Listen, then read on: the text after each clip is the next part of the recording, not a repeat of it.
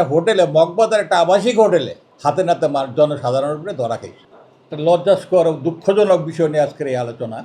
Gazi Nazrul Islam Satkhira 4-এর একাধিকবারের MP, উনি জামাত ইসলামের MP. উনি এমন একটা ন্যাক্কারজনক ঘটনা ঘটাইলো, অতি দুঃখজনক, লজ্জাস্কর এবং মানে বিশ্রী একটা ব্যাপার। তার নাতিনের চেয়েও বয়স কম, তার বয়সের ব্যবধান আমার জানা মতে প্রায় 57-58 বছর, তার থেকে মেয়ের বয়স। সেই মেয়েটা নিয়ে তার একটা লোভ দেখাইছে, সেই এসএসসি পরীক্ষার্থী বা দিচ্ছে বা দিব আমি জানি না, তোটা তার চাকরি দেওয়ার উদ্দেশ্যে তারা টাকা নিয়ে আসছে বিভিন্ন লোভ দেখায়।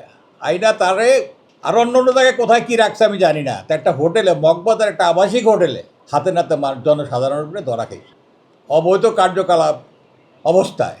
তো এই সমস্ত লোক যদি, এই জনপ্রতিনিধি যদি এই সমস্ত কাজ করে, তারা জনগণের কি কাজ করবে, দেশের কি কাজ করবে, সমাজের কি কাজ করবে? এরা তো দুর্নীতি, লুটপাট, তারপরে কি বলে ওই যে মহিলাদের যে সাথে কি বলে, এটা আমি ঠিক বলতে পারতেছি না, মুখে আসতে হচ্ছে না, অসামাজিক কার্যকলাপ শিখাবে। এর চেয়ে বেশি ভালো আর কি শিখাবে বলে আমার তো মনে হচ্ছে না।